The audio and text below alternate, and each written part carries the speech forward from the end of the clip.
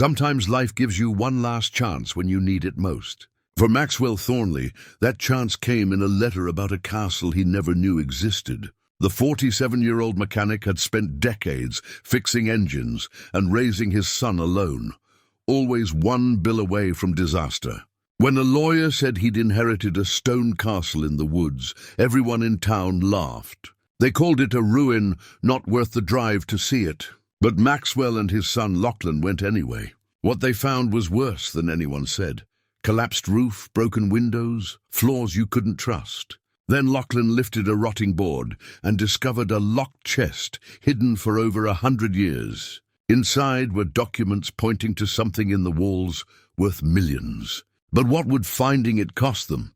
Before we jump back in, tell us where you're tuning in from, and if this story touches you, make sure you're subscribed, because tomorrow I've saved something extra special for you. Maxwell Thornley's hands were never clean. 25 years of working under car hoods had stained them permanently. Oil ground into the creases of his palms, calluses thick as leather on his fingers. He'd tried pumice soap, industrial cleaners, even let his son Lachlan talk him into some fancy citrus scrub one Christmas. Nothing worked. The stains were part of him now, like the ache in his lower back or the way his right knee clicked when he stood up too fast. The garage sat on the edge of Riverside, a town small enough that everyone knew everyone else's business and quiet enough that most folks liked it that way. Maxwell had bought the place in 1998 with money borrowed from his late father and had been paying it back ever since. First the bank, then the equipment suppliers, then the parts distributors, then the tax man. There was always someone waiting for their cut. The building itself was nothing special.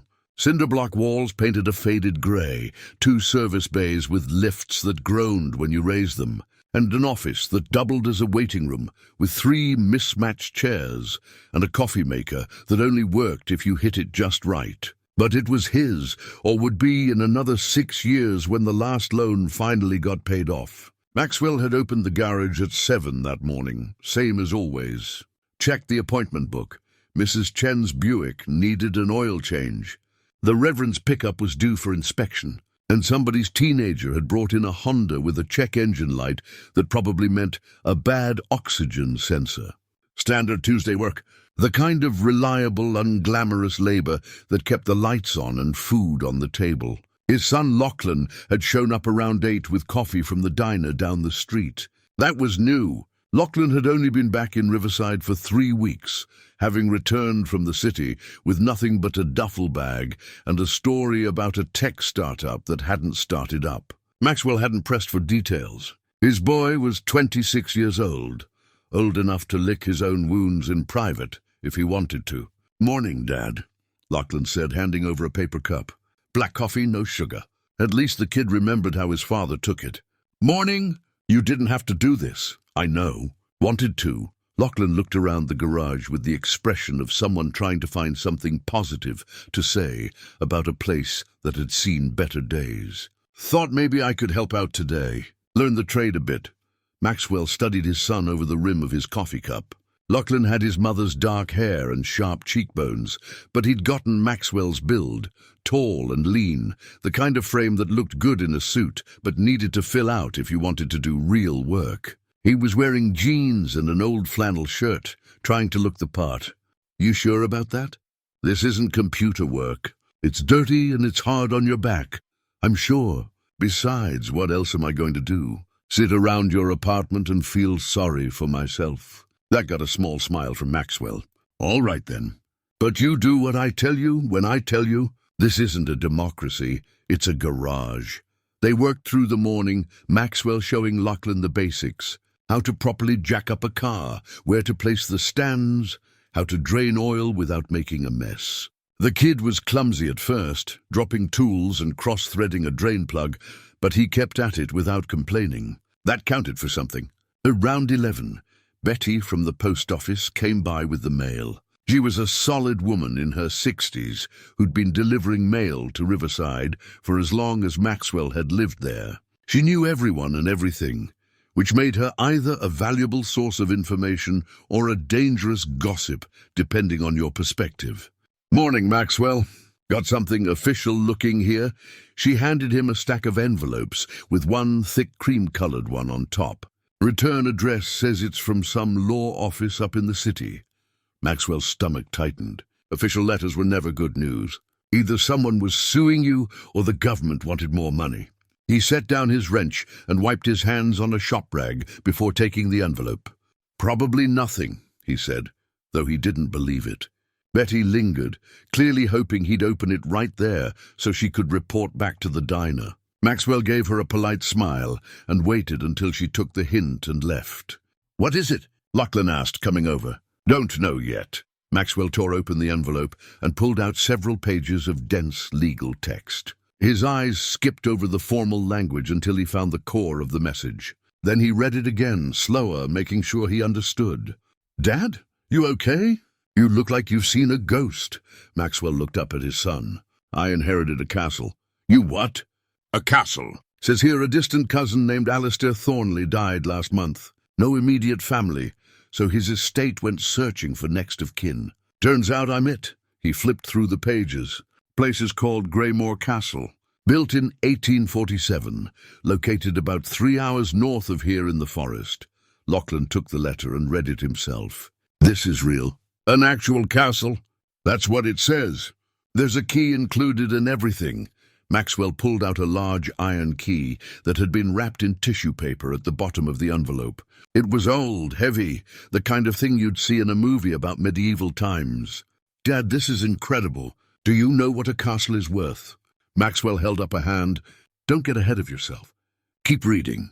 Says here the property has been abandoned since the 1960s and is in significant disrepair. Translation, it's falling apart. Still, it's a castle. Even if it needs work, the land alone must be valuable. Maybe, or maybe it's a money pit that'll cost more to fix than it's worth." Maxwell folded the letter and tucked it back in the envelope. "Either way, I suppose we ought to go look at it. See what we're dealing with."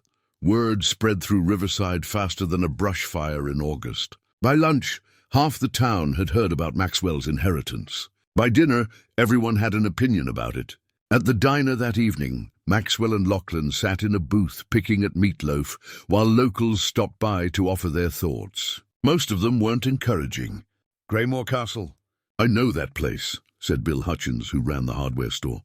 "My uncle did some logging up that way back in the 70s. Said the castle was already a wreck then. Roof caved in, walls crumbling. Not worth the stone it's built from. Probably full of mold and rot," added Martha Quincy, the librarian. "Old buildings like that, once they've been empty for a few decades, there's no saving them. You'd spend a fortune just to make it safe enough to tear down." Even Reverend Paul, usually an optimist, seemed doubtful. "I don't mean to discourage you, Maxwell, but these things rarely turn out to be the blessing they appear. More often they're a burden.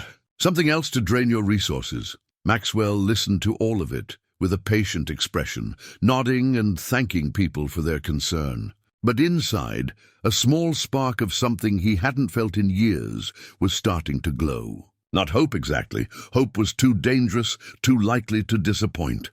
But possibility. The sense that maybe, just maybe, life had dealt him a hand that wasn't all bad cards. Lachlan was less diplomatic. After the fifth person had predicted disaster, he set down his fork with more force than necessary. "You know, for a town full of people who claim to care about each other, you're all pretty quick to rain on someone's parade." "Lachlan," Maxwell said quietly. "No, Dad, it's true. You've lived here your whole life, worked yourself half to death keeping everyone's cars running. And the minute something good might happen, everyone lines up to tell you why it won't work out." The diner went quiet. Martha Quincy looked offended. Bill Hutchins suddenly found his coffee fascinating. Reverend Paul broke the silence. "The boy's got a point, Maxwell. We're a cautious people. Sometimes too cautious." He stood and put a hand on Maxwell's shoulder. "You go look at that castle. See for yourself. Who knows? Maybe it'll surprise you." That night, back at the small apartment above the garage, Maxwell and Lachlan sat at the kitchen table with the letter spread between them. "When do you want to go?" Lachlan asked. "Tomorrow. We'll close the garage for the day, drive up and have a look. If it's as bad as everyone says, at least we'll know. And if it's not?" Maxwell looked at his son, really looked at him, saw the hope there, the need for something to go right after his own plans had crumbled. "Then we figure out what comes next, together." Lachlan nodded. Together, they spent the next hour looking up what they could find online about Greymore Castle. There wasn't much. A few historical references to the Thornley family, some grainy photographs from the 1940s showing an impressive stone structure with towers and high walls. Nothing recent. It was as if the place had been forgotten, left to fade from memory along with the family that had built it. Maxwell went to bed that night and lay awake for a long time, staring at the ceiling. He thought about his father, who'd worked himself to death in a factory. He thought about Lachlan's mother, who'd left when the boy was 7 because she couldn't handle the slow suffocation of small-town life. He thought about all the years of barely getting by, of choosing between fixing the water heater and buying winter coats, of pride swallowed and dignity stretched thin. Maybe the castle was nothing. Maybe the town was right, and he'd drive 3 hours to look at a pile of rubble. But maybe, just maybe, it was a chance to build something different. Not for himself. It was probably too late for that. But for Lachlan. A foundation, a place to start over. He fell asleep with the iron key on his nightstand, solid and real, proof that sometimes life offered more than you expected. The drive north took them through country that grew wilder with every mile. They left Riverside at dawn, Maxwell's old pickup truck loaded with basic tools, flashlights, and a cooler packed with sandwiches. Lachlan rode shotgun with a map spread across his lap, though they barely needed it. The directions from the lawyer's office were straightforward enough.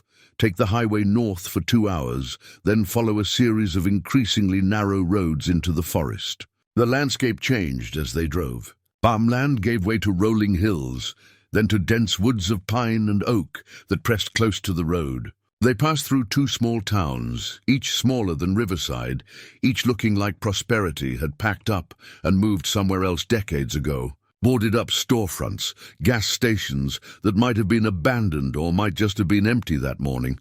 It was hard to tell. "You ever been up this way?" Lachlan asked. "Once or twice. Your grandfather used to take me fishing in these mountains when I was about 10. Beautiful country, but remote. Not many people choose to live this far from civilization anymore. Seems like a strange place to build a castle. People built where they could back then. Maybe whoever started it was running from something, or running towards something. Hard to say." Maxwell kept his eyes on the road. The pavement had given way to gravel 10 minutes ago, and the truck bounced over ruts and holes. According to the map, they were close. Another mile, maybe 2. Maxwell felt his pulse quicken despite his attempts to stay calm. Whatever they found, he needed to approach it practically. Measure twice, cut once. That's what his father used to say. Look at the situation clearly, make a plan, execute it. Getting emotional never fixed anything. Then they rounded a curve, and there it was. Greymore Castle rose from the forest like something out of a storybook, except this story had taken a dark turn. The main structure was stone, massive blocks of grey granite fitted together with impressive skill. There were towers at each corner, though 2 had partially collapsed. The central building stood 3 stories tall, with narrow windows that stared out like empty eyes. Vines covered much of the exterior, thick ropes of green that had worked their way into every crack and crevice. The roof, or what remained of it, had caved in across large sections. Maxwell could see through to what must have been the Great Hall, open to the sky now, probably had been for years. Water damage would be extensive. Structural integrity was questionable at best. "Oh my God," Lachlan breathed. Maxwell parked the truck in what used to be a courtyard. Weeds grew waist-high through broken cobblestones. A rusted iron fence surrounded the property, though sections had fallen or been pushed over by falling trees. The place was utterly silent except for the wind moving through the pines. They sat in the truck for a full minute just looking. "It's worse than they said," Lachlan finally managed. "It's standing. That's something." Maxwell opened his door. "Come on, let's see what we've got." The main entrance was a massive wooden door, 12 feet tall and reinforced with iron bands. Maxwell pulled out the key from the lawyer's envelope. It slid into the lock with surprising ease, as if the mechanism had been waiting for it. The lock turned with a deep clunk that echoed inside. The door swung inward on hinges that shrieked in protest. The smell hit them first. Damp stone, rotting wood, and the musty scent of abandonment. Maxwell clicked on his flashlight and stepped inside, Lachlan right behind him. The great hall was even more impressive from inside, despite the decay. The ceiling soared 30 feet overhead, or had, before sections of it collapsed. Sunlight streamed through the holes, creating pillars of dusty light. A massive stone fireplace dominated one wall, big enough to roast a whole pig. The floor was slate, mostly intact, though covered in debris and bird droppings. "This was something once," Maxwell said softly. "Look at the craftsmanship. These stones were cut and placed by masters. They moved through the ground floor systematically. The kitchen was a disaster. The old iron stove rusted beyond repair. Cabinets rotted and hanging off their hinges. A dining room still held a long table, though the wood was warped and split. What must have been a library had empty shelves along the walls, books long since taken or rotted away. Everywhere they looked, Maxwell saw money that needed spending. New roof, probably 200,000 if they were lucky. Structural reinforcement, another 100,000 minimum. Plumbing, electrical, windows, doors, floors. The numbers added up in his head like a mechanic's estimate that kept growing worse. "Dad, we should go upstairs," Lachlan said. "See if it's any better up there." The staircase was stone, which meant it was probably safe. Maxwell tested each step anyway, his weight shifting carefully as they climbed. The second floor held bedrooms, 8 of them by his count. Most were smaller than the rooms below, probably servant quarters. But at the end of the hall was a master bedroom that must have been spectacular in its day. Huge windows looking out over the forest, a fireplace, even a small adjacent room that might have been a private study. The study caught Maxwell's attention. Unlike most of the castle, this room had survived relatively intact. The roof here was solid, the window only cracked rather than shattered. A desk stood against one wall, and built-in bookshelves lined another. Debris covered everything, fallen plaster, leaves blown in through cracks, what looked like parts of a bird's nest. "Give me a hand with this," Maxwell said, moving toward a large bookshelf that had toppled forward onto the floor. They lifted together, muscles straining. The bookshelf was solid oak, heavy as sin.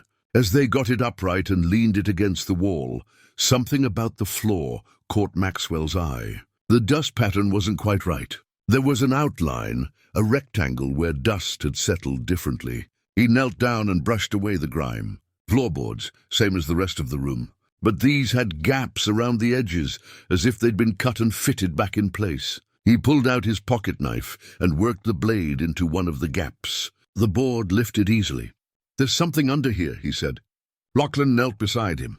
Together they pried up 3 boards, each one coming loose without much resistance. Someone had made these removable intentionally. Beneath the floor was a shallow space, maybe 8 inches deep, and in that space sat a chest. It was wooden, bound with brass fittings that had turned green with age. About 2 feet long, a foot wide, a foot deep.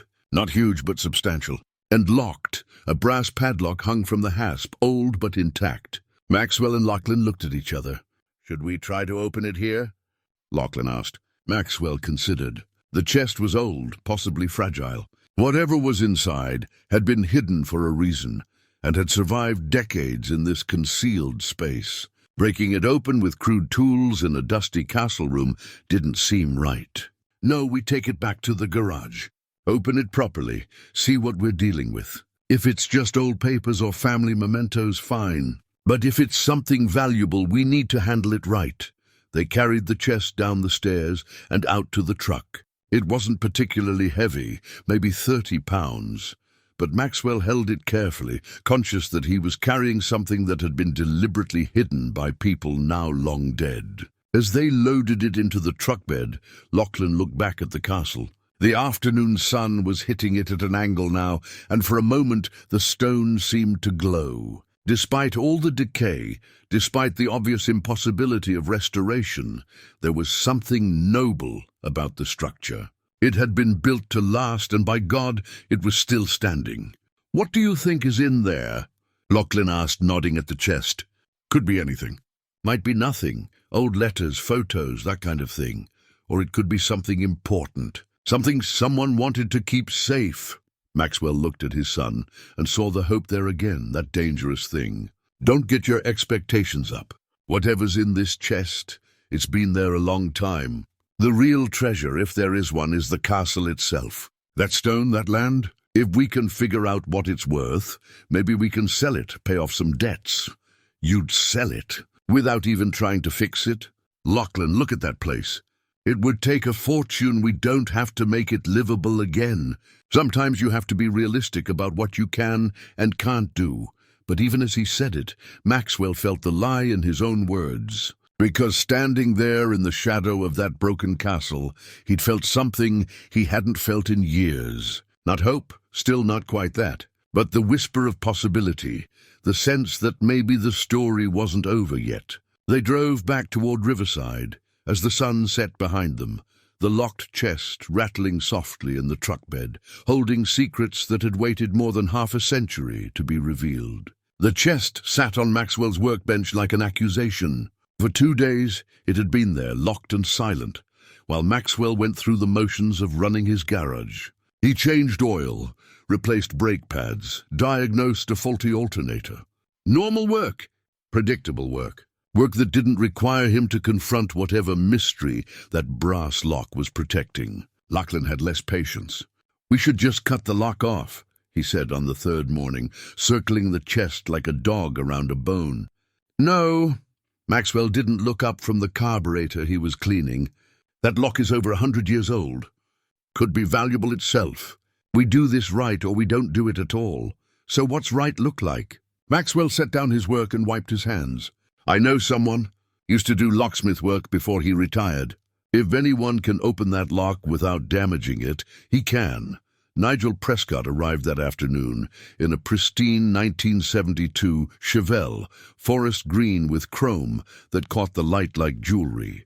The man himself was 73, built like a fire hydrant, with white hair combed straight back and hands that still moved with surprising delicacy despite the arthritis that had ended his career. "Maxwell Thornley," he said, shaking hands with a grip that made Maxwell wince. "Been too long. I heard about your castle. Whole town's talking about it." "I'm sure they are." Maxwell led him to the workbench. "This is what I need help with." Nigel's eyes lit up when he saw the chest. He pulled on a pair of reading glasses and examined the lock without touching it. "Oh, this is beautiful work. Pre-Civil War, I'd say, given the craftsmanship. They don't make them like this anymore." He looked at Maxwell over his glasses. "You know what's inside?" "No idea." "Found it hidden under floorboards in the castle. And you want it open without destroying it. That's the idea." Nigel pulled a worn leather case from his jacket pocket and unrolled it on the workbench. Inside were picks and tools, some so delicate they looked like dental instruments. "Let's see what we can do." Lachlan watched in fascination as Nigel worked. The old man's hands moved with practiced precision, feeling the mechanism through the picks like a safecracker in a movie. He hummed tunelessly under his breath, occasionally pausing to try a different tool. "You learn patience in this work," Nigel said without looking up. "Locks are like people. They don't respond well to force. You have to understand them, work with them, find out what they need." Maxwell found himself thinking about that.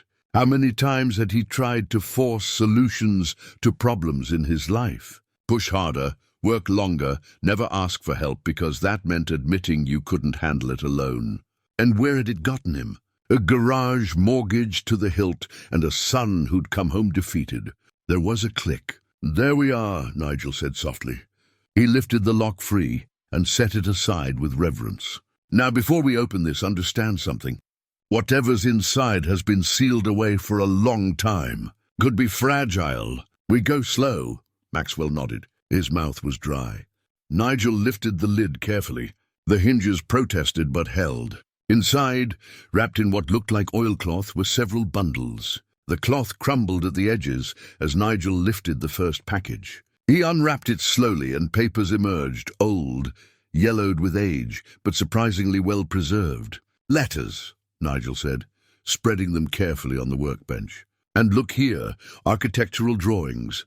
The drawings were detailed, showing floor plans of the castle in precise cross-section. But some walls were marked in red ink, with measurements and notations written in cramped handwriting.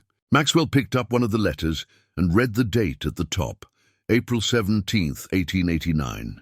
The letter was addressed to my heir, whoever you may be. Maxwell's hands trembled slightly as he read aloud. If you are reading this, then I have passed from this world, and my secrets have found their rightful keeper. I'm Cornelius Thornley, master of Greymore Castle, and I write this in my 73rd year with the full knowledge that I am a thief and a coward. Lachlan leaned in closer. Keep reading, Maxwell continued. I have spent my life as a dealer in fine art, traveling the great cities of Europe and America, acquiring treasures for wealthy clients. But I was not always honest in my acquisitions. Some pieces I purchased fairly. Others I took through deception, through betrayal of trust, through methods I am now ashamed to recall. When my conscience finally caught up to my greed, I could not bring myself to part with what I had gathered. Instead, I hid it all within the walls of this castle, sealed away where no one would find it. The architectural drawings included here show the locations of these hiding places. I leave it to you, my heir, to decide what should be done with what I have concealed. The garage was silent except for the ticking of the wall clock. Nigel whistled low. Well now, that's something. Maxwell set down the letter and picked up the drawings, studying them with new intensity. The red markings showed hollow spaces within the castle's thick stone walls, secret compartments built into the structure itself. Beside each marking was a notation, sometimes just initials, sometimes full names of artists. Look at this one, Lachlan said, pointing to a marking in what appeared to be the library. Says Constable, 1821. That's John Constable, the landscape painter. His work is worth millions, Nigel finished. If it's genuine and if it's actually there. That's two big ifs. Maxwell pulled out more papers from the chest. Lists, inventories, what looked like bills of sale. Some were clearly legitimate purchases. Others had no documentation beyond Cornelius's own notation of where he'd acquired them. The word stolen appeared next to several entries written in the same cramped hand. He documented his own crimes, Maxwell said, still not quite believing what he was seeing. Why would he do that? Guilt, Nigel said simply. The man spent his final years trying to make things right the only way he knew how. He couldn't bring himself to confess while alive, so he left a confession for whoever came after. Lachlan was already pulling up information on his phone. Dad, if even half of what's listed here is real and still there, we're talking about, I can't even calculate it. 10 million? 20? Some of these artists, their work almost never comes up for sale. Maxwell sat down heavily on his work stool.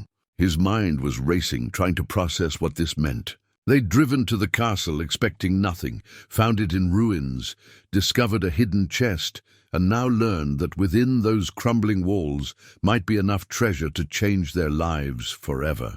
What do we do? Lachlan asked. We verify, Maxwell said slowly. We go back to the castle. We check these locations, see if anything's actually there. Could be Cornelius hid it all, and someone else found it years ago. Could be it's rotted away or been destroyed. We need to know what we're dealing with before we make any decisions.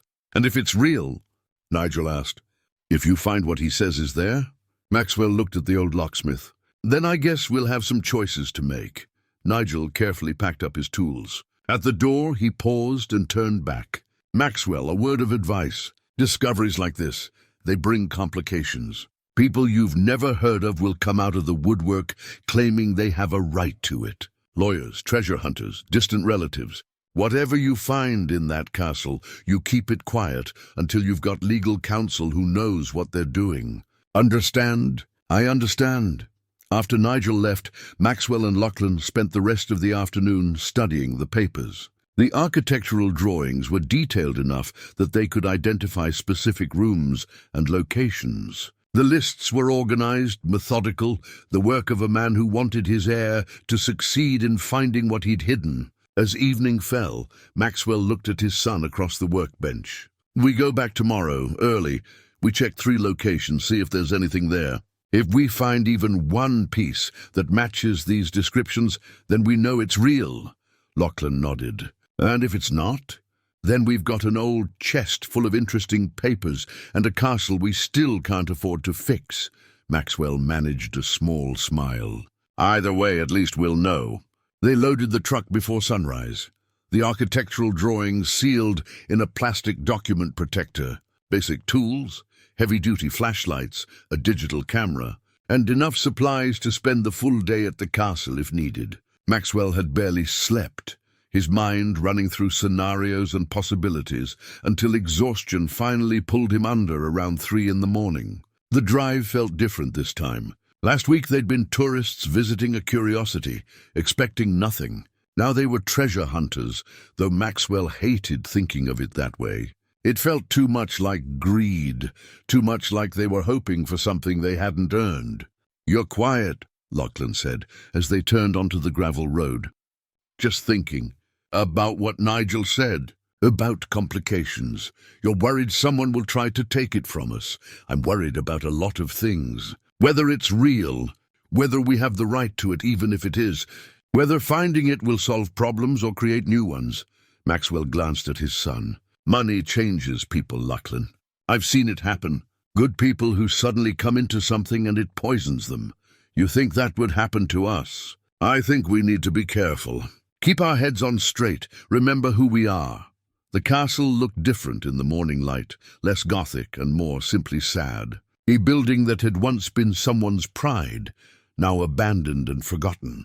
Maxwell parked in the same spot as before, and they unloaded their equipment. Inside, Maxwell spread the architectural drawings on the great hall's stone floor, weighing down the corners with rocks. According to Cornelius's notations, the first hiding place was in the East Wing library. The drawings showed a false wall section, 2 feet thick instead of the standard 18 inches. They found the library on the ground floor, a long rectangular room with empty built-in shelves covering 3 walls. Water damage had warped the wood and stained the walls, but the structure seemed sound. Maxwell paced off the measurements from the drawing, then used a tape measure to check the wall thickness. "Here," he said, rapping his knuckles against the stone.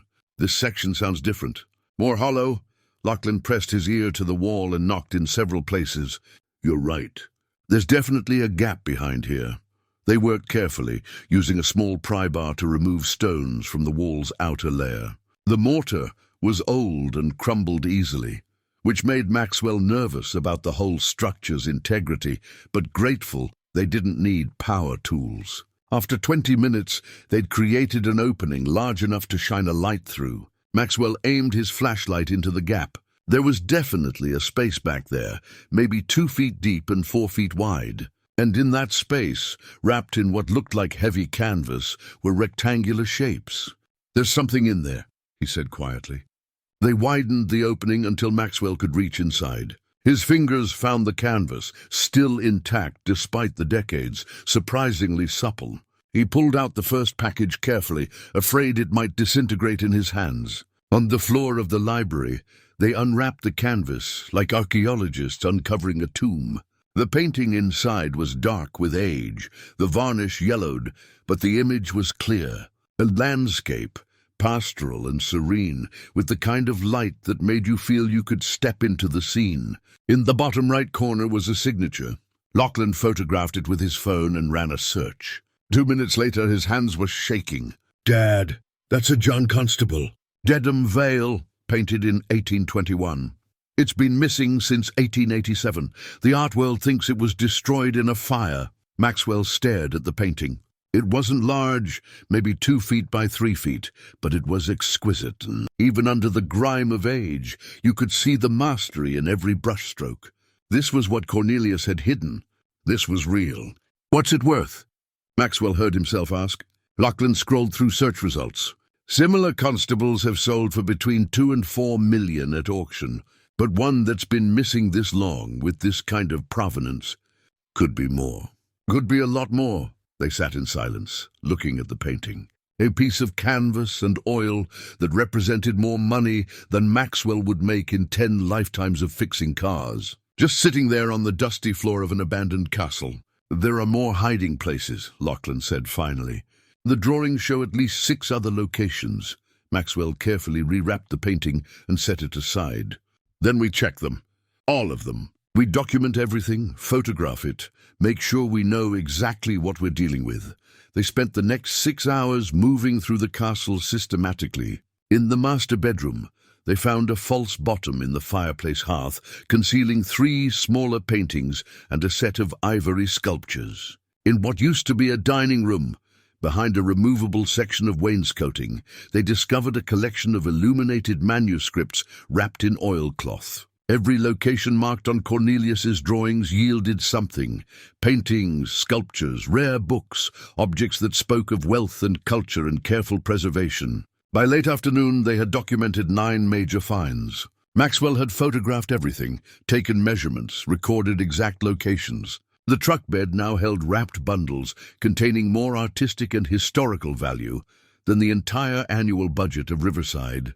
They sat on the castle's front steps as the sun began its descent, eating sandwiches that tasted like cardboard because neither of them could focus on anything but what they'd found. "We need to tell someone," Lachlan said. "We can't just keep this to ourselves." "I know. We need lawyers, appraisers, maybe the police. This isn't something we can handle alone." "The police? Why?" Maxwell gestured back at the castle. "Because Cornelius wrote in his letter that some of this was stolen.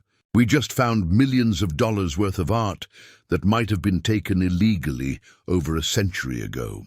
We can't just sell it and pretend everything's fine. There are rightful owners out there, or their descendants anyway, but we're the rightful owners now. It was left to you, was it? If something was stolen from your family 100 years ago, would you want it back? Or would you be fine with whoever found it keeping it because enough time had passed?" Maxwell crumpled up his sandwich wrapper.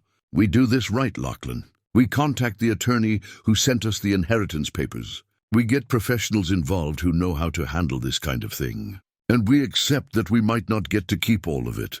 Lachlan was quiet for a long time. "You're a better man than most people, Dad. I'm just trying to be the kind of man I can look at in the mirror. Money's no good if you sell your integrity to get it."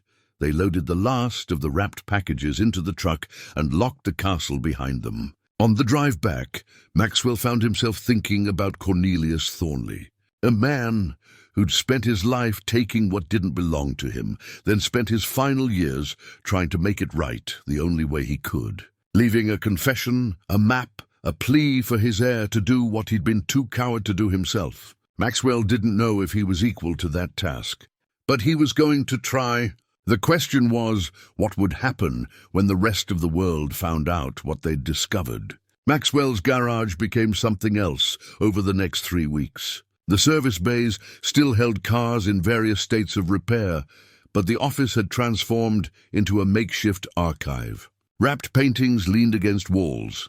The smaller sculptures sat on shelves Maxwell had hastily installed, and the documents covered every flat surface. He'd bought a dehumidifier and kept it running constantly, terrified that after surviving over a century, Cornelius's collection would be destroyed by moisture in a mechanic's garage. Felicity Drummond, the attorney who'd sent the inheritance letter, had driven down from the city the day after they'd called her. She was a sharp woman in her 50s who wore reading glasses on a chain and looked perpetually skeptical of everything. When Maxwell showed her what they'd found, her skepticism evaporated. "You need specialists," she'd said immediately. "Art historians, appraisers, conservators, and you need them yesterday." That's how Dr. Philippa Strand entered their lives. She arrived on a Tuesday morning in a sensible sedan, a woman in her mid-60s with grey hair pulled back in a bun and the kind of energy that made you tired just watching her. She carried 3 different cameras, a laptop, and a leather satchel that probably cost more than Maxwell's truck. "Show me everything," she said by way of greeting. Maxwell and Lachlan spent the next 4 hours watching her work. She photographed each piece from multiple angles, took samples of paint and varnish where she deemed it safe, examined signatures under magnification, and made notes in a leather journal with handwriting so small it looked like code. The constable landscape made her actually gasp. Dear God, This really is the lost Dedham Vale. I wrote my doctoral thesis partly about this painting. The art world assumed it burned in the Hanover Street fire of 1887. She looked at Maxwell with something close to awe. Do you understand what you have here? Expensive paintings? Maxwell offered. History. Windows into the past. Artists' souls made visible. She turned back to the painting with reverence. And yes, also extremely expensive. This piece alone could fetch 3 to 5 million at auction, possibly more given its provenance. Lachlan did the math in his head. And there are 18 pieces total. Not all will be as valuable, but yes. Conservatively, I'd estimate this collection at $8 to $12 million. Possibly significantly more, depending on authentication and market conditions. Maxwell sat down heavily. Hearing it stated so boldly made it real in a way it hadn't been before. They weren't playing at treasure hunting anymore. This was actual life-changing wealth. The kind that solved every problem he'd ever had and created entirely new ones he'd never imagined. Dr. Strand spent the next week traveling between her university and Maxwell's garage, bringing colleagues to verify her assessments. Each expert confirmed what she'd found. The collection was genuine, valuable, and historically significant. The story of Cornelius's hidden treasure began spreading through academic circles, then jumped to the press. The first article appeared in the regional newspaper, Lost Art Treasures Found in Abandoned Castle. By the next day, it had been picked up nationally. By the end of the week, Maxwell couldn't walk through Riverside without people stopping him with questions, congratulations, or barely concealed envy. The phone calls started coming. Reporters wanting interviews, art dealers offering to broker sales, museum curators expressing interest in acquisitions. And then the calls Maxwell had been dreading, lawyers representing people claiming connection to the Thornley family. The first serious challenge came from a woman named Priscilla Ashworth. Her attorney's letter arrived by courier, formal and threatening in equal measure. It stated that Priscilla was descended from Cornelius Thornley's sister, Beatrice, making her an heir with equal claim to the estate. The letter demanded immediate cessation of any plans to sell or remove the art collection and threatened litigation if Maxwell proceeded without acknowledging her rights. Oh, how legitimate is this? Maxwell asked Felicity Drummond over the phone. Unfortunately, quite legitimate. I've reviewed the genealogy. She's definitely descended from the Thornley line, though through a different branch than you. Inheritance law in these situations gets complicated, especially with an estate this valuable. So what happens now? Probably years of legal wrangling, unless you can reach a settlement. And while the courts sort it out, everything gets frozen. You can't sell anything, can't restore the castle, can't touch any of it. Maxwell looked around his garage at the fortune in artwork that he legally owned but couldn't do anything with. There has to be a better way. There is. You negotiate directly with her. Come to an agreement before lawyers drain both of you dry in legal fees. That evening, Maxwell sat at his kitchen table with Lachlan and the letter from Priscilla's attorney. Outside, Riverside was settling into its usual quiet night. But inside, Maxwell's head was anything but quiet. I want to meet her, he said finally. This Priscilla Ashworth, face-to-face, not through lawyers. Is that wise? Lachlan asked. Probably not. But I'm tired of other people fighting over things that belong to a man who's been dead for 70 years. Maybe if we actually talk to each other, we can figure something out that doesn't involve courts and lawyers and years of fighting. He called Felicity the next morning with his proposal. She was skeptical but agreed to arrange a meeting. Priscilla, it turned out, was equally interested in avoiding a prolonged legal battle. They set a date for her to visit Riverside and see the castle, 2 weeks away. In the meantime, Maxwell made a decision. He hired a local security company to install a proper system at the castle and paid for regular patrols. The cost made him wince, but leaving millions of dollars in artwork essentially unguarded seemed foolish. He also contracted with Hugo Fairfax, a master carpenter in his 60s who'd been after Maxwell for years, to let him work on something more interesting than kitchen cabinets. Just stabilize it, Maxwell told him at the castle. Make sure nothing else collapses. Don't worry about making it pretty yet. Hugo walked through the building with the eye of someone who understood old construction. This place was built solid, good bones underneath all the rot. With the right attention, it could be something again. Maybe. Let's focus on keeping it standing for now. The work began. Roofers patching the worst holes, masons shoring up unstable walls, carpenters replacing rotted structural beams. Maxwell tried not to think about the costs adding up. If the legal situation went badly, he'd be in debt for repairs to a castle he might not even get to keep. But somehow, watching the castle slowly stabilize felt right. Like he was honoring not just Cornelius's memory, but something larger.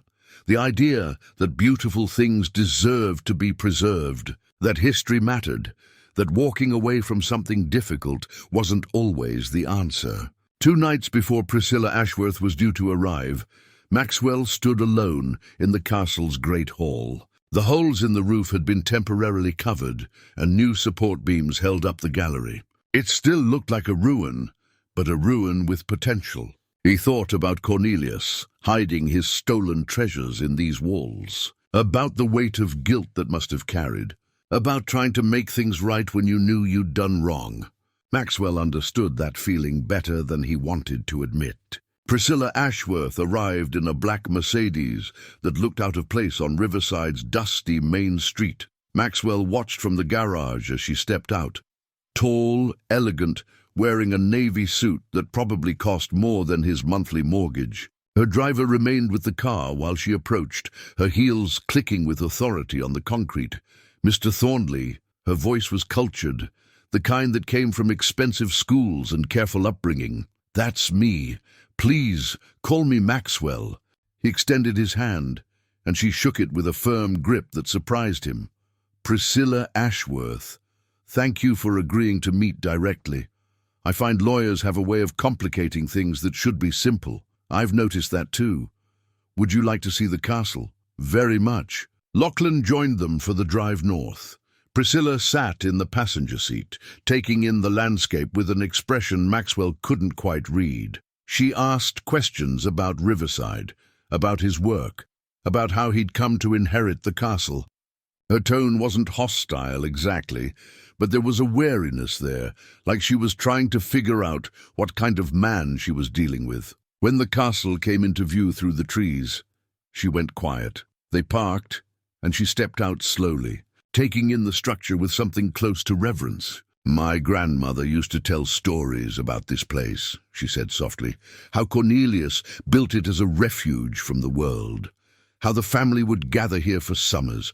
I never thought I'd actually see it." Maxwell led her through the entrance. The interior still showed its damage, but the recent stabilization work had made it safer, more solid. Priscilla walked through the rooms with her hand occasionally touching walls, as if connecting with something she'd only known through stories. In the library where they'd found the first painting, she stopped. "My grandmother said Cornelius had the finest private library outside of Boston. Thousands of volumes. What happened to them? Gone, as far as I can tell. Removed or rotted away decades ago."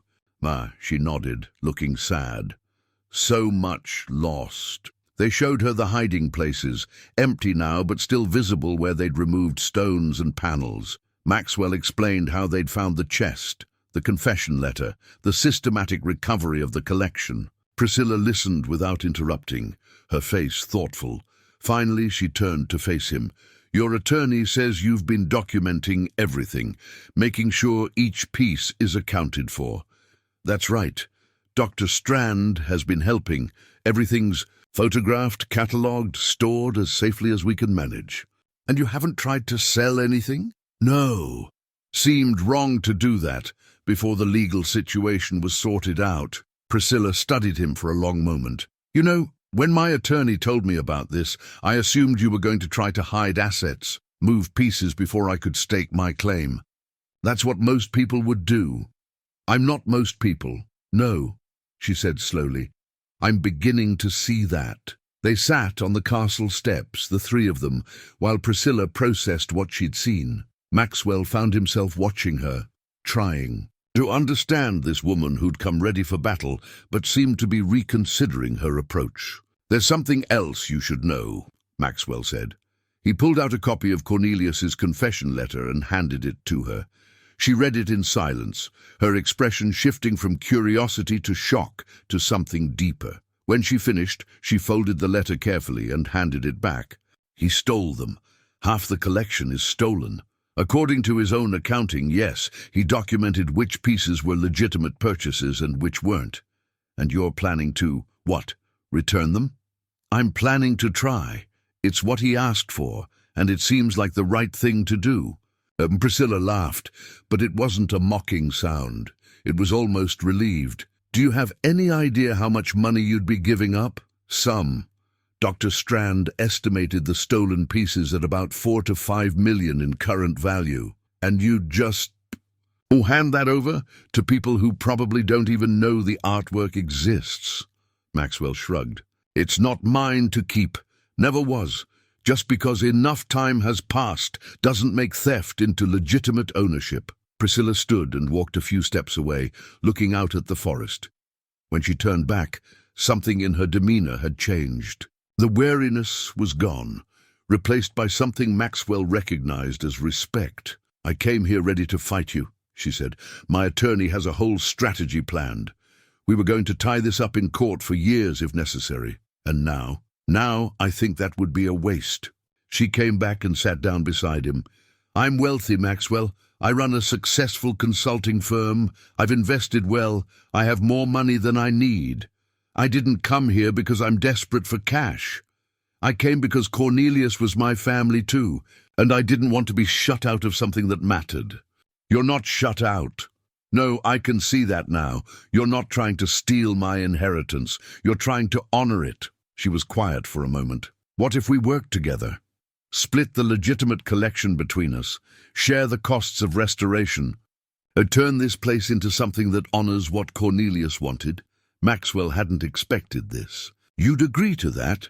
I'd prefer it. Fighting over money, that half of which we can't keep anyway, seems pointless, but using what we can keep to restore this place, to make it mean something again, that seems worthwhile. They spent the next hour talking through possibilities. Priscilla had resources and connections Maxwell lacked. She knew people in the art world, had experience with foundations and non-profits, understood how to navigate the complex waters of cultural heritage. Maxwell had the practical knowledge of restoration, the connection to the local community, the willingness to do the hard physical work. We could create a foundation, Priscilla suggested. Use some of the proceeds from the legitimate sales to fund it. The castle becomes a museum and cultural center open to the public. The stolen pieces get returned to their rightful owners or donated to appropriate institutions. We honor Cornelius's last wishes while creating something that serves the community. Lachlan had been quiet through most of the conversation, but now he spoke up. What about the costs? Restoring this place completely will take millions. Then, we sell some of the more valuable, legitimate pieces, Priscilla said. Or we seek grants and donations, or we open it partially and expand over time. There are ways to make this work, if we're creative. Maxwell felt something unfamiliar. Hope, real hope, not just the whisper of possibility. You really want to do this? Work together instead of fighting? Priscilla smiled. I really do, on one condition.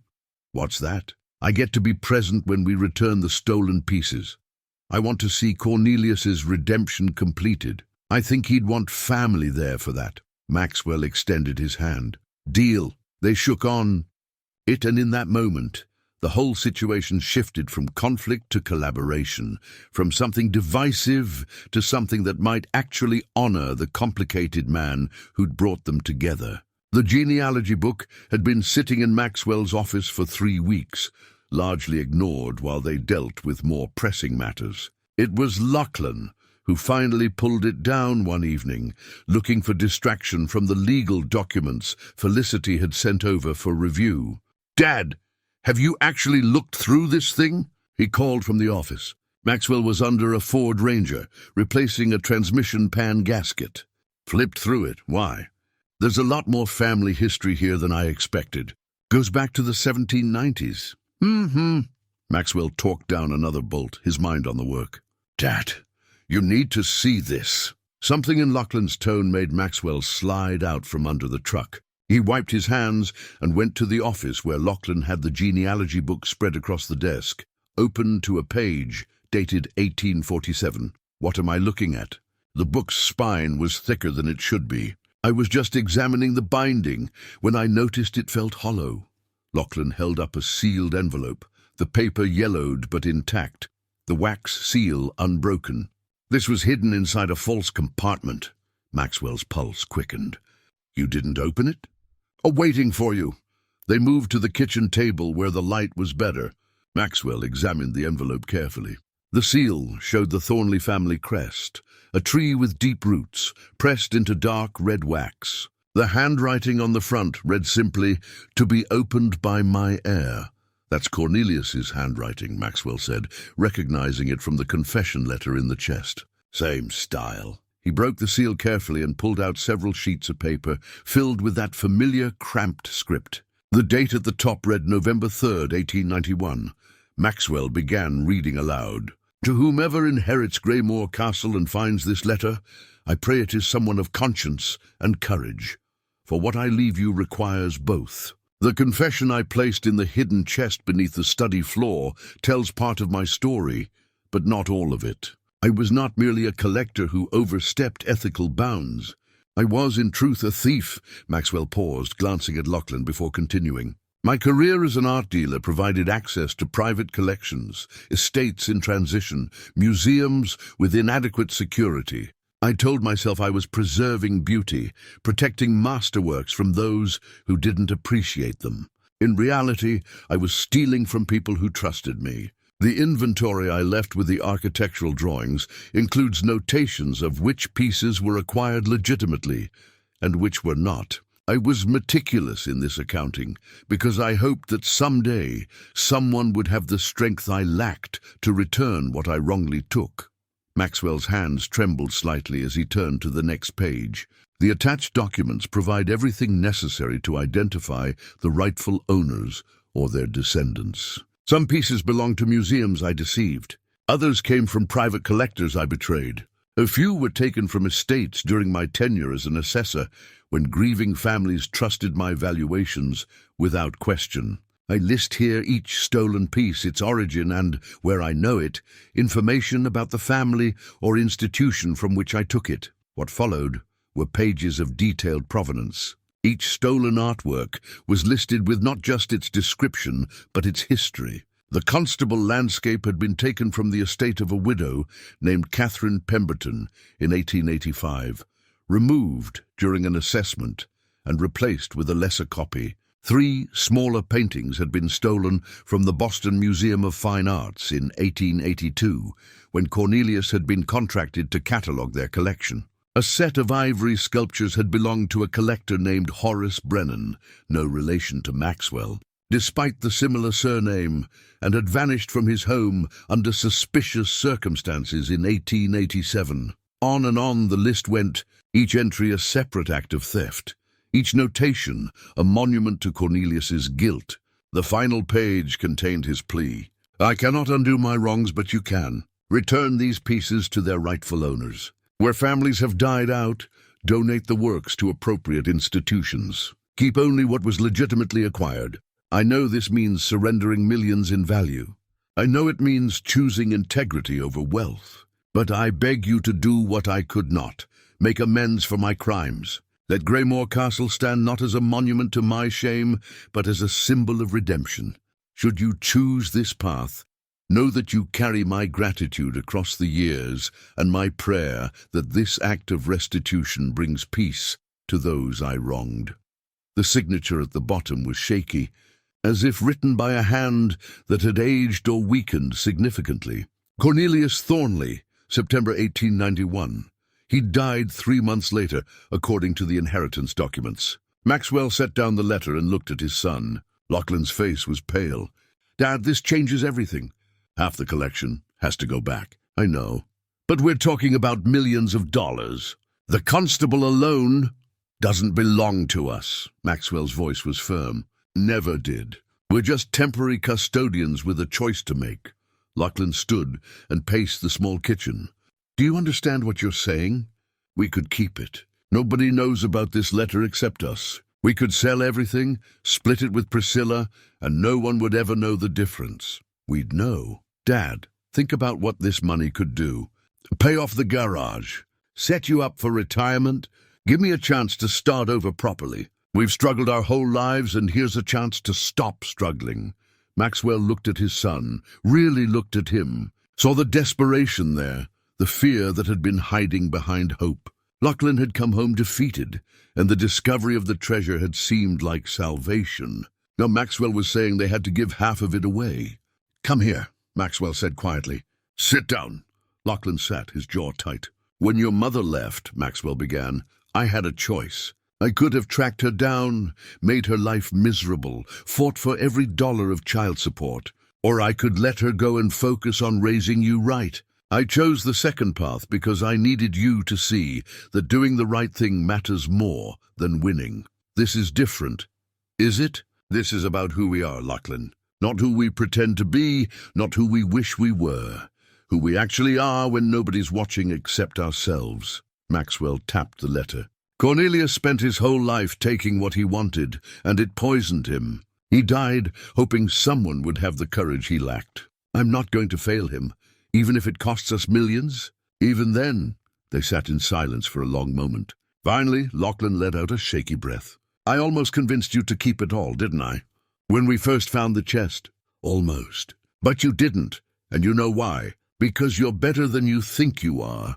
You came home feeling like a failure, but you're not. You're just figuring out what success really means. Lachlan wiped his eyes roughly. So what do? We call Priscilla. We tell her about this letter. Then we start the process of tracking down rightful owners and making this right. She might not agree. She might want to keep it anyway. Then we'll find out what kind of partner we have. Maxwell stood and pulled out his phone. But something tells me she'll understand. He was right. When they met with Priscilla 2 days later and showed her the letter, she read it twice before speaking. My God, he carried this guilt for years. The question is what we do about it, Maxwell said. Priscilla set down the letter and looked at both of them. We honor his wishes, all of them. We return every stolen piece and we do it publicly. We turn his story into a lesson about redemption.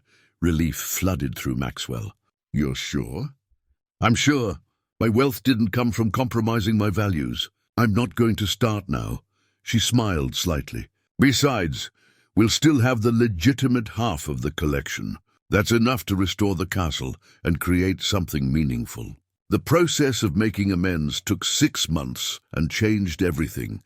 Dr. Philippa Strand became their guide through the complicated work of identifying rightful owners. Some were easy. The Boston Museum of Fine Arts still had records of their missing pieces from 1882, and their curator wept openly when Philippa called with the news. Others required genealogists, estate lawyers, and historians to trace family lines that had scattered across continents. Maxwell started keeping a restoration ledger, documenting each decision and return. It became a ritual, writing entries by hand each evening after work, chronicling not just what they were doing, but why it mattered.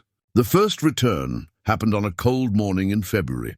The Pemberton family had descendants still living in Connecticut, 3 sisters in their 70s who'd grown up hearing stories about their great-grandmother's missing constable painting. Maxwell, Lachlan, and Priscilla drove down together with the landscape carefully crated in the truck bed. The eldest sister, Dorothy, answered the door of a modest colonial house. Her hands shook as Maxwell explained who they were and why they'd come. You're returning it? After all these years? It belongs to your family. Always did. They uncrated it in her living room. All 3 sisters gathered around as the canvas emerged from its protective wrapping. Dorothy touched the frame gently, tears streaming down her face. Our great-grandmother spoke of this painting until the day she died. She said it was stolen by the art dealer she'd trusted, but no one believed her. Everyone assumed she'd sold it and forgotten. She was telling the truth, Maxwell said. And we're sorry it took this long to prove it. The sisters insisted they stay for lunch. Over sandwiches and tea, they shared stories of their great-grandmother, a woman who'd loved art but lost faith in collectors after the theft. The painting had represented more than its monetary value. It had been a wound that never quite healed. "What will you do with it now?" Priscilla asked. Dorothy looked at her sisters, some unspoken communication passing between them. "Sell it, I think. Use the money to establish a scholarship in our great-grandmother's name." She would have liked that better than having it hang in our living room. On the drive back, nobody spoke for the first hour. Finally, Lachlan broke the silence. "That felt good." "Really good." Maxwell glanced at his son and saw something he hadn't seen in months, genuine satisfaction. Not excitement over money or treasure, but the deep contentment that comes from doing something meaningful. The returns continued. The ivory sculptures went to a museum in Philadelphia, where Horace Brennan's descendants had donated his other collections. 3 paintings returned to the Boston Museum, where they planned a special exhibition about recovered art. Each return brought letters of gratitude, sometimes tears, occasionally disbelief that anyone would voluntarily give up such valuable pieces. The local and national press picked up the story. "Family chooses honor over fortune," read one headline. "Stolen art returned after 130 years," proclaimed another. Maxwell did a few interviews, uncomfortable with the attention, but understanding that telling Cornelius's story mattered. The narrative wasn't just about theft, it was about redemption, about making right what had been wrong, about valuing integrity over wealth. The legitimate half of the collection, still worth several $1,000,000, began to sell. A smaller Constable landscape went to a private collector for $2.8 million. A set of rare manuscripts sold to a university for $300,000. Each sale was handled through proper channels with full documentation, and the money went directly into the foundation Priscilla had established. The Greymore Castle Restoration Foundation had 3 purposes: restore the castle as a museum and cultural center, support arts education in rural communities, and maintain the remaining collection for public benefit. Priscilla matched every dollar that came from art sales, and other donors began contributing as word spread. Meanwhile, Hugo Fairfax and his crew worked steadily on the castle itself. The roof was replaced completely, a massive project that took 12 weeks and most of their initial budget. Windows were repaired or replaced. Structural issues were addressed methodically, working from foundation to rafters. The castle slowly transformed from ruin to possibility. Maxwell divided his time between the garage and the castle, often working 16-hour days. His hands, already permanently stained with engine oil, developed new calluses from carpentry work. Lachlan threw himself into the project with an energy Maxwell hadn't seen since his son was a teenager, with dreams still intact. One evening in late July, they stood together in the great hall. The space had been cleared of debris, the floor cleaned and repaired, new lighting installed. It was still obviously a work in progress, but you could see what it might become. "We're going to make it," Lachlan said, looking around. "This is actually going to work. Starting to look that way. I've been thinking about something." Lachlan turned to face his father. "When the castle opens, I want to run the education programs. I've been talking with Priscilla, and she thinks we could bring in artists for residencies, offer workshops for kids, maybe partner with schools in the region." Maxwell studied his son. "You'd be good at that. But what about going back to the city? Starting another business?" "I don't want to go back. What we're building here matters more than anything I was doing before. I just needed to find the right thing to build." They were interrupted by the sound of a car pulling up outside. Priscilla emerged from her Mercedes, but she wasn't alone. A younger woman in her 30s accompanied her, carrying a laptop bag. "Maxwell, Lachlan, this is Vanessa Chen. She's a journalist writing a book about art restitution. I thought she should hear your story directly. The interview took 3 hours." Vanessa asked detailed questions about everything: finding the chest, reading Cornelius's confession, the decision to return the stolen pieces, the reactions of the families involved. She was particularly interested in the emotional journey, what it felt like to choose integrity over wealth. Most people wouldn't make that choice, she said, looking directly at Maxwell. The temptation to keep it would be overwhelming. The temptation was there, Maxwell admitted. Still is some days when I look at the bills for castle repairs. But keeping it would have meant living with a lie. I've spent my life fixing things. Seemed wrong not to fix this too, even if fixing it cost me. Vanessa closed her notebook. This is going to be the centerpiece of my book. A real example of moral courage in a world that doesn't value it enough. After she left, Priscilla lingered. There's something else we need to discuss. The stolen pieces are all returned or donated. The legitimate collection is providing funds for restoration. But I've been thinking about one more step. What's that? Opening day. 6 months from now, ideally. We invite everyone who received returned art, show them what their losses helped build. Make it a celebration of redemption, not just restoration. Maxwell liked the idea immediately. Cornelius would approve. I think so too. He wanted this place to mean something. Let's make sure it does. They set the date for February 15th, exactly 1 year after the first piece had been returned. Invitations would go out in the fall. The castle would open not just as a museum, but as a living monument to the idea that mistakes could be corrected, that guilt could find resolution, that even across the barrier of death, amends could be made. As Priscilla drove away, Maxwell looked up at the castle against the evening sky. It was still incomplete, still rough around the edges, but it stood solid and purposeful. Like him, like Lachlan, like the second chance they'd all been given. Sometimes the inheritance you receive isn't what you expected. Sometimes it's better. The opening ceremony was scheduled for 10 in the morning on a Saturday that dawned clear and cold. Maxwell stood in the castle's great hall at 7, watching volunteers arrange chairs in neat rows, while caterers set up tables along the back wall. His hands were clean for once. He'd scrubbed them 3 times that morning, and he wore the only suit he owned, purchased 20 years ago for his father's funeral. You look nervous, Priscilla said, appearing at his elbow. She wore a deep green dress that somehow made her look both elegant and approachable. Terrified. I'm a mechanic. I fix cars. I don't give speeches to crowds. You'll be fine. Just speak from the heart like you always do. The guests began arriving at 9:30. The Pemberton sisters came first. Dorothy using a walker, but determined to see the castle that had become part of their family story. Behind them came representatives from the Boston Museum, the Philadelphia Collection, a dozen other institutions and families who'd received returned artwork. Dr. Strand arrived with a contingent from her university. Reporters clustered near the entrance, cameras ready. The people of Riverside came too. Betty from the post office, Bill Hutchins from the hardware store, Reverend Paul, Martha Quincy the librarian. Even the ones who'd predicted disaster stood in the crowd, their expressions a mix of surprise and grudging respect. Hugo Fairfax and his entire crew occupied the back rows, men in clean work shirts who'd turned a ruin into something remarkable. By 10 o'clock, 200 people filled the great hall. Lachlan stood beside Maxwell near the front, straightening his father's tie one more time. You've got this, Dad. Maxwell stepped forward as Priscilla introduced him.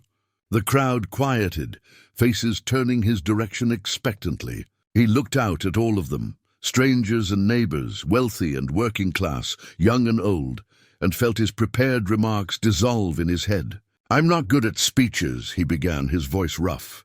I'm better with wrenches than words. But I want to tell you about a man I never met who changed my life. He told Cornelius's story simply, without embellishment. A successful art dealer who let greed corrupt his ethics. A thief who couldn't enjoy what he'd stolen. A dying man who left a confession and a plea for redemption. The audience listened in absolute silence. When I found what he'd hidden, I had a choice.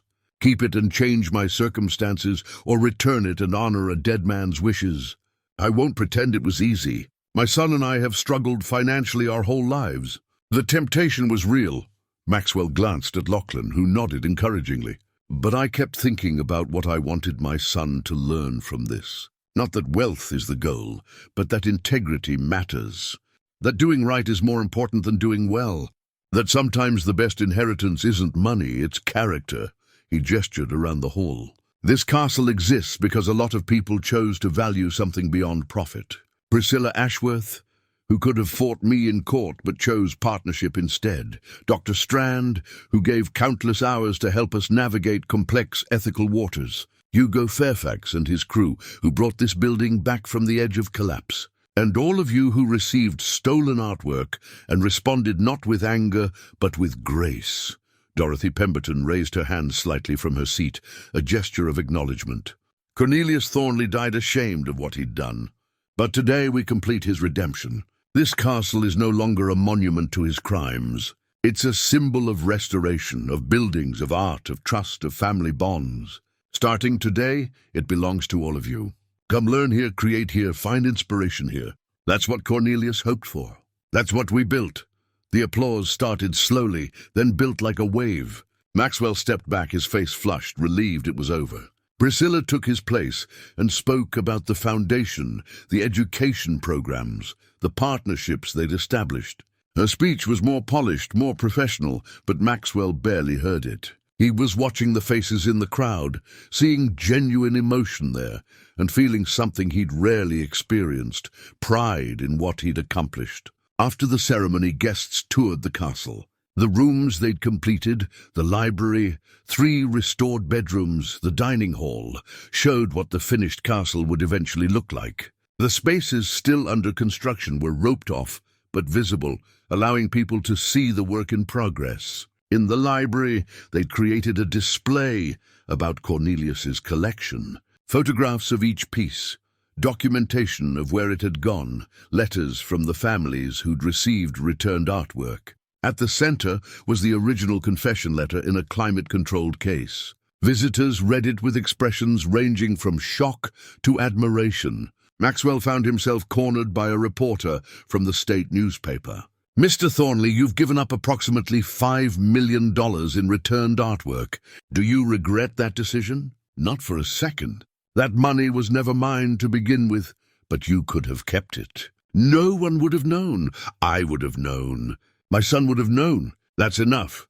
The reporter scribbled notes. "One more question. What's next for you?" Maxwell considered. "I keep running my garage. Keep working on the castle as funds allow. Keep trying to be someone my son can be proud of. That's it? No grand plans. Sometimes the simple things matter most." By mid-afternoon, the formal events concluded and people began to leave. The Pemberton sisters approached Maxwell before departing. "Thank you," Dorothy said, taking his hand in both of hers. "You gave us back more than a painting. You validated our great-grandmother's truth. That means everything." After they left, Maxwell walked through the castle alone. In each restored room, he saw not just the physical work, but the choices that had led here. The decision to honor Cornelius's wishes. The partnership with Priscilla.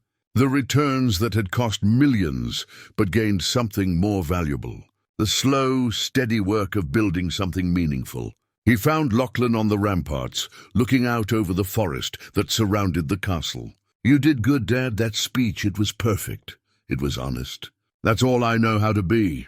They stood together in the fading light, father and son, watching the last guests depart down the long drive. The castle rose solid behind them, no longer abandoned, no longer a ruin, no longer a secret. It had become what Cornelius hoped for, a place of learning, of beauty, of redemption.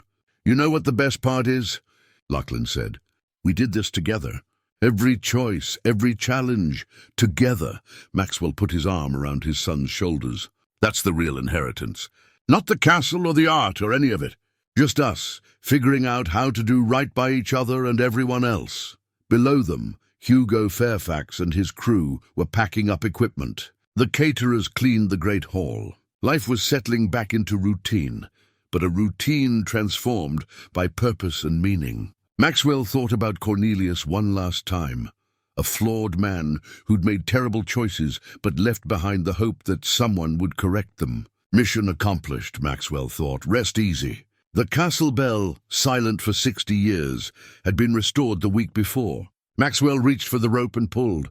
The deep, resonant tone rolled across the valley, announcing to anyone listening that Greymore Castle had come home.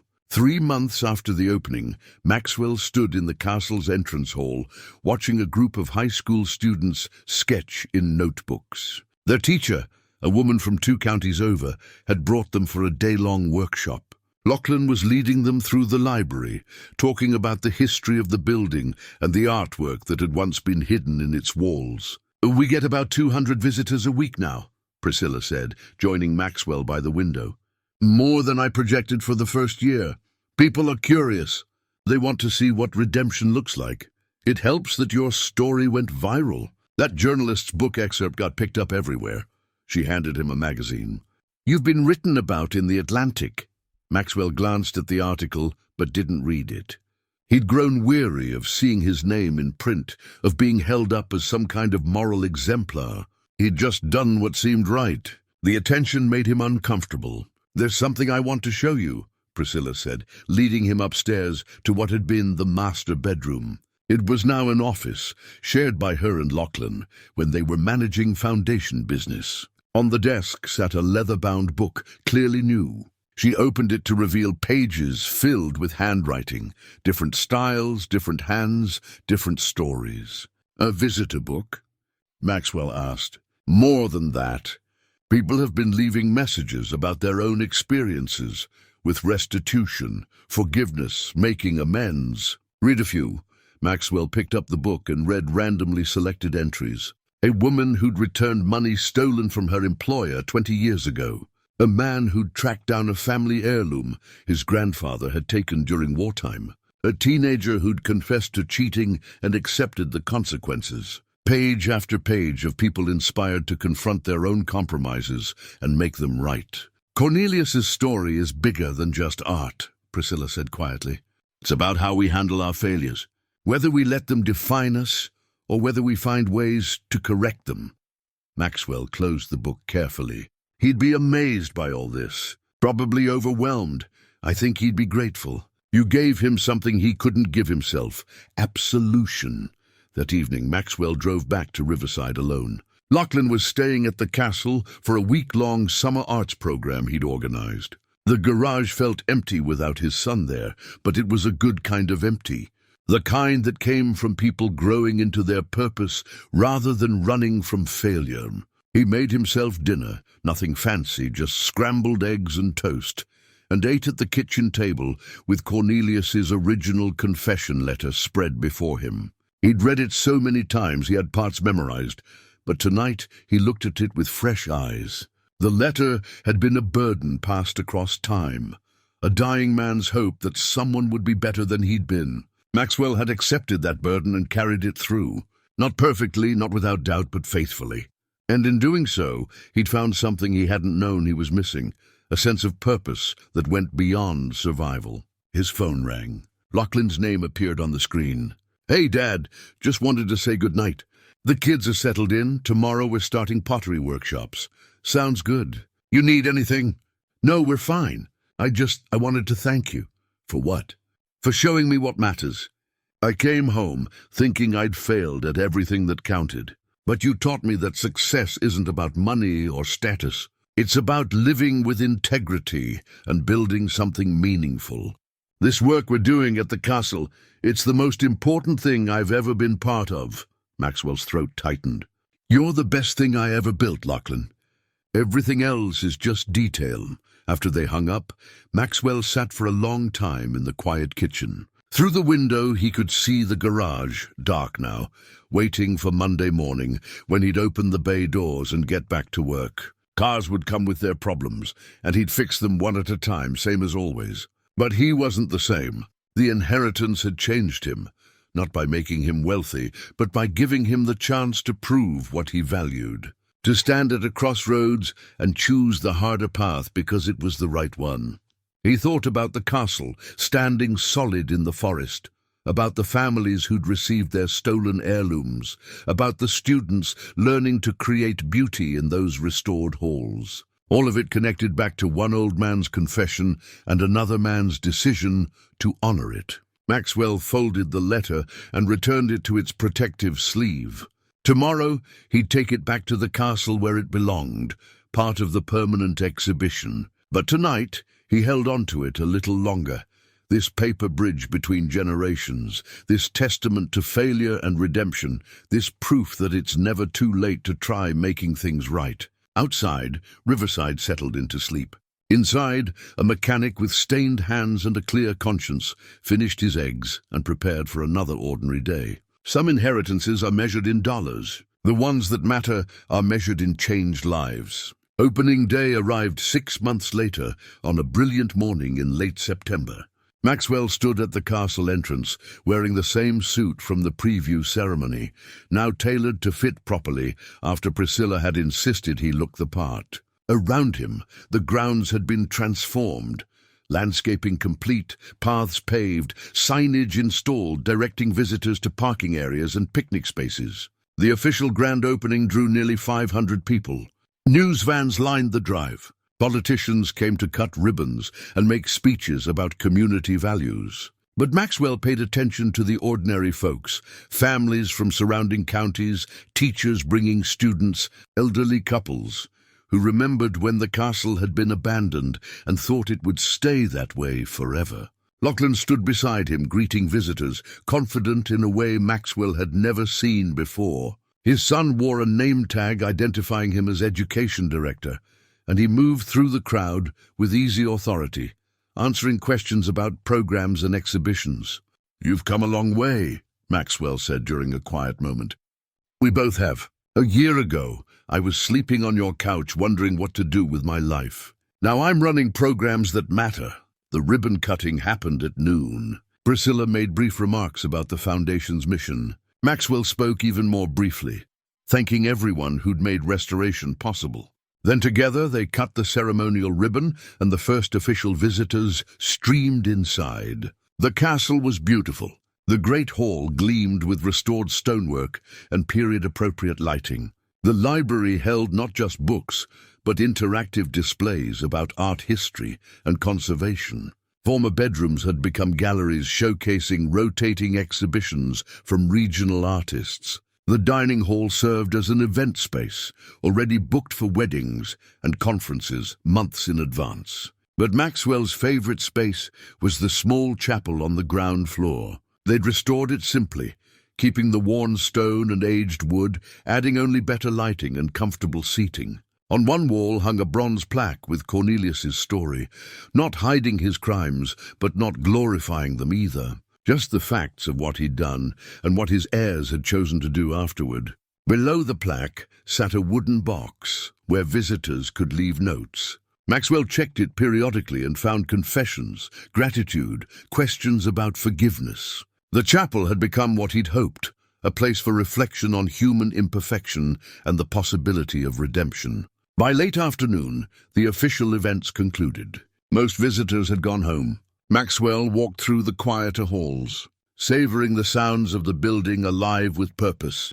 Children's laughter from an art room, tour guide voices explaining architectural features, footsteps echoing on stone floors that had been silent for 60 years. He found Priscilla on the ramparts where he and Lachlan had stood after the preview ceremony. She was looking out over the forest, the autumn leaves just beginning to turn. "We did it," she said simply.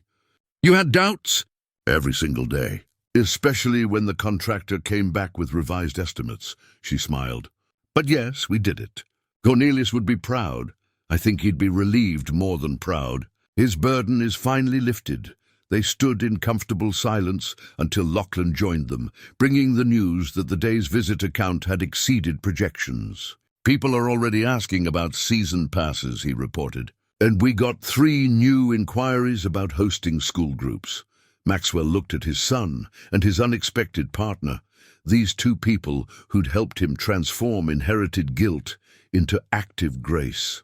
The castle rose solid around them, no longer a ruin or even a restoration project. It was simply home now, to art and education, to community gatherings and quiet reflection, to second chances and new beginnings. "I need to get back to Riverside," Maxwell said. "I got a transmission job waiting Monday morning." "You're still working at the garage?" Priscilla asked, surprised. "Of course. That's who I am. This," he gestured at the castle, "this is something I helped build. But my work is fixing engines and keeping cars running. That hasn't changed." Lachlan walked him to his truck. You know you don't have to work anymore, right? The foundation could pay you for the time you spend here. I know, but I like my work. Like the people who trust me with their vehicles. Like coming home with oil under my fingernails. Maxwell opened the truck door. Besides, you need to run this place without your old man hovering. You're not old. Old enough. And proud enough of you to let you do this your way. They embraced, and Maxwell climbed into his truck. In the rear-view mirror, he watched Lachlan wave from the castle steps, the building golden in the late afternoon sun. The boy he'd raised alone had become a man with purpose. The castle they'd saved had become something larger than either of them had imagined. Maxwell drove home through the lengthening shadows, past forests and fields, back toward the small town and smaller garage where his real life waited. The inheritance had changed everything and nothing. He was still a mechanic, still struggling some months to make bills, but he was also the man who'd chosen honor over fortune, redemption over wealth, integrity over ease. That inheritance of character over comfort was the one worth passing on.